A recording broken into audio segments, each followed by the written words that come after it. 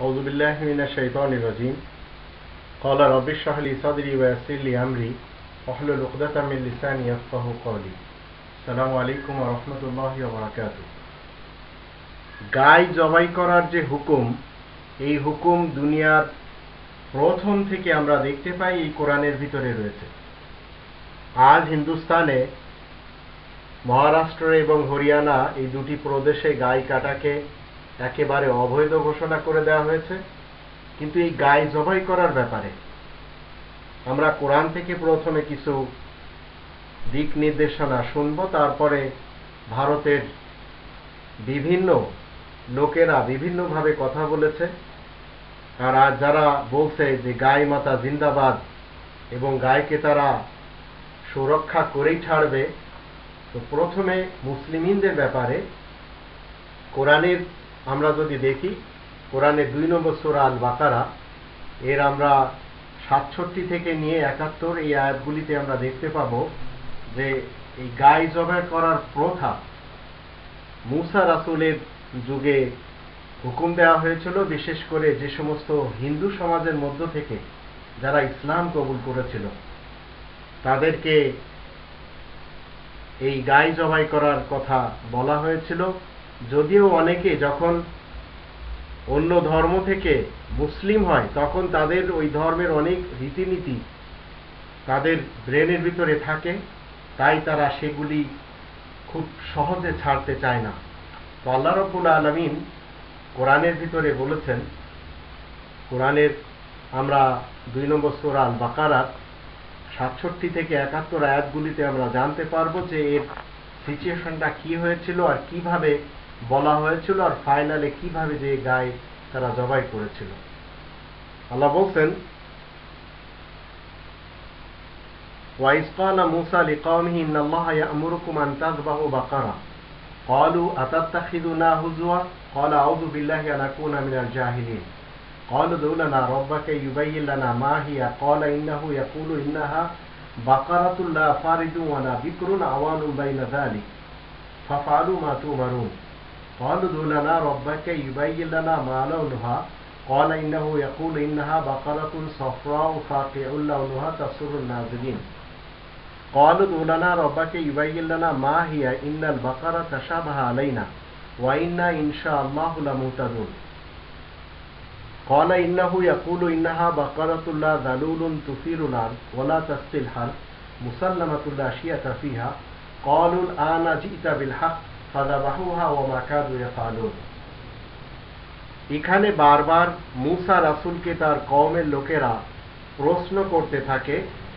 যখন এখানে হুকুম দেওয়া হয়, মুসা রাসূল বলছেন নিজ কওমের লোকদেরকে, বিনা সন্দেহে আল্লাহ তোমাদেরকে হুকুম দিচ্ছেন তোমরা একটি গাভীকে জবাই করো। তারা বলতে লাগে, তুমি কি আমাদের সাথে তাহলে উপহাস করছো হে মুসা? মুসা রাসূল বললেন, জাহেলদের অন্তর্ভুক্ত হওয়া থেকে আমি আল্লাহ তাআলার কাছে আশ্রয় চাচ্ছি। আবার তারা বলতে লাগলো, তুমি তোমার রবকে আমাদের জন্য ডেকে বলো যেন আমাদেরকে তিনি একটু বয়ান করে দেন সে গাইটি কেমন হতে হবে। মুসা রাসূল বললেন, বিনা সন্দেহে সে সম্পর্কে আল্লাহ বলছেন যে মাঝারি বয়সের একটি গাই, যা একেবারে বুড়োও না বাছুরও নয়। তাই তোমরা করে ফেলো যা হুকুম আল্লাহ তোমাদেরকে দিয়েছেন। তারা আবার বলতে লাগে, তুমি তোমার রবকে একটু দেখে বলো তার রং সম্পর্কে, তিনি যেন বলে দেন। তারপরে মুসা রাসূল বললেন, যে গাভীটি সম্পর্কে আল্লাহ বলছেন তার রং নিশ্চয় গাঢ় হলুদ হবে, দর্শকরা তার রং দেখে আনন্দ পাবে এমন গাইকে। তারা বলতে লাগলো, আমাদের জন্য তুমি তোমার রবের কাছে একটু জিজ্ঞেস করো সেই গাইটি আসলে কেমন হতে হবে, যেন আমাদের জন্য তিনি বলে দেন। বিনা সন্দেহে আমাদের উপরে সব গাভীগুলি তো একই রকম, কারণ সব গাইগুলি একই রকম আমাদের দৃষ্টিতে মনে হয়। আর নিশ্চয় আমরা রাস্তা পাবো যদি আল্লাহ ইচ্ছা করেন। এই ইনশাআল্লাহ বলার কারণে তখন মুসা রাসূল বললেন, নিশ্চয় আল্লাহ বলছেন সে নিঃসন্দেহে সে সম্পর্কে আল্লাহ তাআলা বলছেন সে এমন একটি গাভী যা হাল চাষ কিংবা ফসল ক্ষেতের পানি সেচের কাজে খাটানো হয়নি, ত্রুটিহীন তার মধ্যে কোনো দাগ থাকতে পারবে না। এই কথা শোনার পরে তারা বলতে লাগলো, এখন আমরা বুঝতে পেরেছি কোন গায়কে জবাই করার জন্য আল্লাহ বলছেন। তারপর তারা সেটাকে জবাই করে, আর তারা আসলে তা করতে চাচ্ছিল না। এখন হিন্দুস্তানের ইতিহাস আজ আমরা দেখতে পাচ্ছি, কোরআনের দৃষ্টিতে আল্লাহ রাব্বুল আলামিন 5 নম্বর সূরা আল মাইদা এর আয়াত নম্বর প্রথম পয়লা আয়াতে আল্লাহ তাআলা বলেন, ইয়া আইয়ুহাল্লাযীনা আমানু আউফু বিল উকুদ উহিল্লাত লাকুম বাহিমাতুল আনাম। আল্লাহ বলেন যে তোমাদের জন্য আল্লাহ তাআলা 4 পা বিশিষ্ট যে প্রাণী, চতুষ্পদ প্রাণী যেগুলি জাবর কাটে, এমন প্রাণীগুলি যারা ঘাস খায় হালাল করা হলো। তো এর ভিতরে আমরা গাই গরুকে দেখতে পাচ্ছি, ষাঁড়কে দেখতে পাচ্ছি, এড়ে গরুকে দেখতে পাচ্ছি, বাছুরও দেখতে পাচ্ছি। এই চতুষ্পদ প্রাণী আজ হিন্দুস্তানে জবাই করা অন্যায় বলে যাচ্ছে তারা। গরু জবাই করা অন্যায়, এর কারণ হলো তারা বলে যাচ্ছে এটা হিন্দুদের মাতা। এখন মানলাম তাদের মাতা, এখন গৌ মাতা কেউ বলছে, গাই মাতা কেউ বলছে, কেউ বলছে গাইকে পশু বলা যাবে না, কারণ গাই হলো আমাদের মাতা। তো গাই যদি তাদের মাতা হয়, তাহলে আমি জিজ্ঞেস করতে চাই, কখনো মাতার চামড়া দিয়ে পায়ের জুতা বানানো কি ন্যায় কাজ মনে করা যাবে?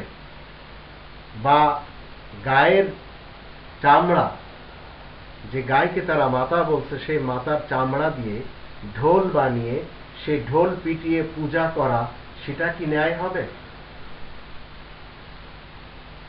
মাতার মাংস অন্যান্য দেশে রফতানি করা হচ্ছে হর হামেশা ভারত থেকে, সেটা কি ন্যায় হচ্ছে?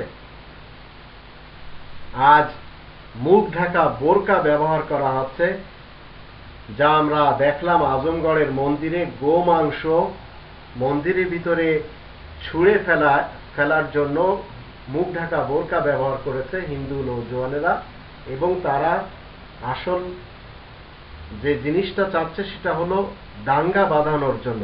আর আজমগড়ে অনেক মুসলমানদের বসতি। আবার ইন্দোরের যে সাংসদ উষা ঠাকুর, বিজেপির নেত্রী, তিনি বলেছেন যে নিষ্পাপ পশুদের হত্যা বন্ধ করতে, মুসলমানদেরকে বলছেন। আবার তিনি বললেন যে নিষ্পাপ পশু হত্যা না করে আপনারা মুসলমানেরা নিজেদের পুত্রের বলিদান দেন, ক্রিটিসাইজ মূলক। উনাকে আমি জিজ্ঞেস করতে চাই, যখন পাঠা বলি দেওয়া হয়, এক কোপে পাঠা বলি দেওয়া হচ্ছে, এবং এমন ভাবে নিষ্ঠুরভাবে নির্মমভাবে বলি দেওয়া হচ্ছে, যা আমাদের সকলের সামনে আমরা দেখি এগুলি। আবার মহিষ বলি দেওয়া হচ্ছে, লক্ষ লক্ষ মহিষ বলি দেওয়া হচ্ছে, শুয়োর বলি দেওয়া হচ্ছে। এসব কি ন্যায় হচ্ছে? উষা ঠাকুর বিজেপির নেতা, তিনি কি বলতে পারবেন?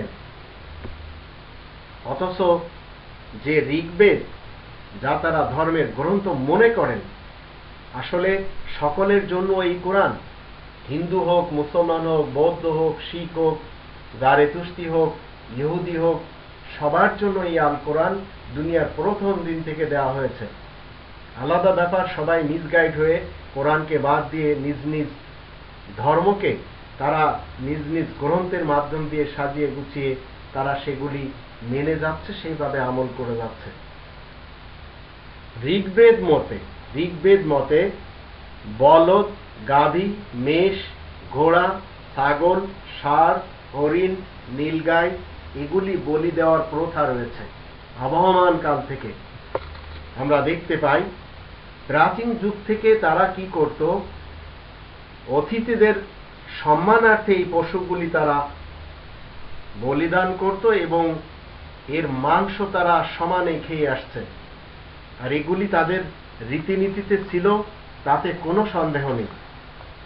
আর আজ কিছু সংখ্যক ধর্মগুরু, তারা এই সবচেয়ে বড় যে ব্যক্তি মানুষ মারার যার ডিগ্রি রয়েছে, নরেন্দ্র মোদী সাহেব, তার মাধ্যম দিয়ে এই দুটি প্রদেশে গাইকে জবাই করা তারা অবৈধ করে এই বিল পাশ করে ফেলেছে, আর অন্যান্য প্রদেশে তারা চেষ্টা আছে। যদিও বিহারের সাবেক মুখ্যমন্ত্রী লালু প্রসাদ যাদব তিনি দাবি করে বলেছেন যে হিন্দুস্তানে তো নিচু শ্রেণীর হিন্দুরা, এমনকি হায়ার লেভেলের হিন্দুরা তারা এই গাই মাতা খায়, গোমাংস খায়। আর তিনি চ্যালেঞ্জ করে বলেছেন যে পরদেশে প্রবাসী জীবনে হিন্দুরা গাই মাতা খায়, গোমাংস খায়, তার প্রমাণ তার কাছে রয়েছে। তাই তিনি বলেছেন এই গোমাংস খাওয়ার কারণে মুসলিম কোন প্রবীণকে হত্যা করা, তাও পিটিয়ে নির্মমভাবে, এটা কোনোভাবেই মেনে নেওয়া যায় না। এছাড়া অভিনেতা ঋষি কাপুর তিনি গোমাংস খান, প্রকাশ্যভাবে তিনি বলেছেন, প্রত্যক্ষভাবে তিনি ভারতের লোকদের সামনে বলেছেন। আবার প্রখ্যাত লেখিকা শোভা দে তিনি বলেছেন আমিও গোমাংস খাই। আবার সুপ্রিম কোর্টের প্রাক্তন বিচারপতি মার্কেন্ডেয় কাটজু তিনি নিজে গোমাংস খান এবং তিনি বলেছেন কারোর ক্ষমতা থাকলে আমাকে বধ করো। এছাড়া রাজীব দীক্ষিতের কথা মতে ভারতের ইতিহাসে তিনি তুলে ধরেছেন যে অনেক সাংসদ, মন্ত্রী এবং অনেক মুখ্যমন্ত্রীরাও গোমাংস সমানে খেয়ে যাচ্ছেন, যার দস্তাবেজ তার কাছে রয়েছে। তো একদিকে হিন্দু মুসলমানের মাঝে দাঙ্গা বাঁধানোর জন্য কখনো মুজাফফরনগর, কখনো বোম্বে, কখনো গুজরাট, আবার কখনো ইন্দোর, কখনো আজমগড়, কখনো ইউপির বিভিন্ন এলাকাতে এই যে দাঙ্গা বাঁধানোর প্রচেষ্টা শুধু গাই গরুর গোশত নিয়ে, এটা একেবারে অন্যায়। ভারত সরকারকে আমি বলতে চাই, কারণ এমন একটি গণতন্ত্র দেশ, যে দেশে যার যে কোনো পশুর গোশত খেতে মনে চাইলে সে খেতে পারবে। আর যদি তারা মুসলিমদের জন্য, মুসলমানদের জন্য ভারতে গাইকে অবৈধ করে রাখেন, তাহলে দেখা গেল মুসলমান দেশে যে সমস্ত হিন্দুরা বসবাস করছেন তারা তাদের শুয়োর খাওয়ার ব্যাপারে, পাঠা বলি দেওয়ার ব্যাপারে, মহিষ বলি দেওয়ার ব্যাপারে তারা পাবন্দি লাগাতেই পারেন। যদিও এগুলি আল্লাহ তাআলার পক্ষ থেকে নিষেধ, কারণ আল্লাহ কোরআনে বলে দিয়েছেন আস্তিক এবং নাস্তিক নিয়ে এই পৃথিবীর সমাজ, যার ইচ্ছা সে কোরআন মতে জীবন কাটাবে, যার ইচ্ছা সে কোরআনের বিপরীত জীবন কাটাবে। তবে